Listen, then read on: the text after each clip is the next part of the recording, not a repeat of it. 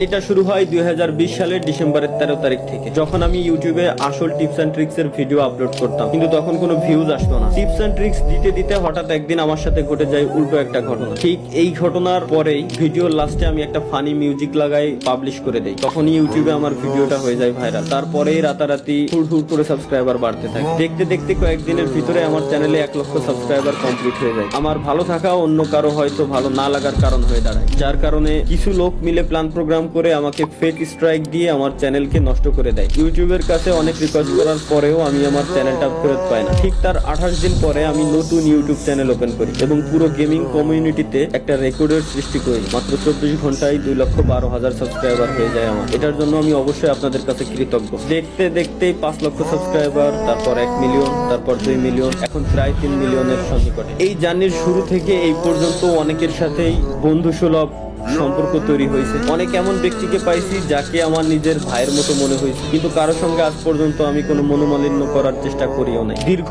এই 6টা বছর আমাকে জিরো থেকে হিরো হইতে সাহায্য করছে। শুনতে খারাপ লাগলেও এটাই সত্য। এক সময় পকেটে আমার 20 টাকাও ছিল না, এবং এমন একটা সময় আসছিল যখন আমি 20 লক্ষ টাকাও প্রত্যেক মাসে ইনকাম করি। তো গাইস, এই হচ্ছে আমার 2020 সাল থেকে 2025 সালের ডিসেম্বর পর্যন্ত ফ্রি ফায়ারের জার্নি। ফ্রি ফায়ার শুধুমাত্র আমাকে একটা গেম আইডি দেয় নাই, আমাকে দিচ্ছে একটা পরিচিতি।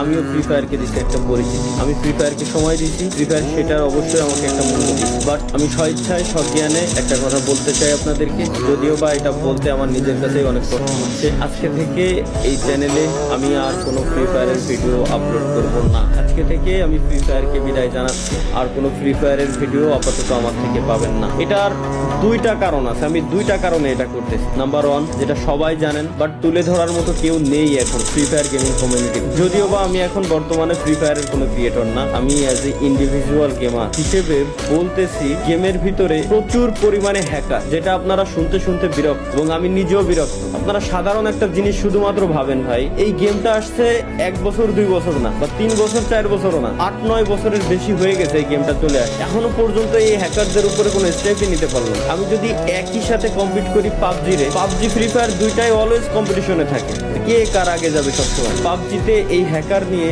অনেক আগে থেকে তারা স্টেপ নিয়ে নিছে। ইভেন পিসি প্লেয়ার যারা আছে পাবজি, পিসিতেও তারা হ্যাক ইউজ করতে পারে না। বাট ফ্রি ফায়ারে কেন এই স্টেপটা নেওয়া হয় না? এই হ্যাকের কোডগুলো সেল করে কারা, বলতে পারবেন আমাকে? যাই হোক ভাই, এগুলো দেখতে দেখতে বলতে বিরক্ত। এর ভিতরে দোষ আসলে এই হ্যাকারটা প্রমোট করছি আমরাই দিন শেষে, সত্যি যেটা বলতে হবে ভাই। কেন? কারণ আমার ম্যাচে কোনো হ্যাকার বললে আমি উল্টাপাল্টা রিয়াকশন দিয়ে ভিডিও ছাড়তাম যে জাদু করাতে এ আসছে ও আসছে। দিন শেষে ওইসব হ্যাকাররাই প্রমোট পাইতো। এখন তো ওপেনে ইউটিউবে বিভিন্ন হ্যাকাররা আসলে হ্যাক নিয়ে গেম টেম খেলে, লাইভ স্ট্রিম করে, তাদের চ্যানেলে লাখ লাখ সাবস্ক্রাইবার।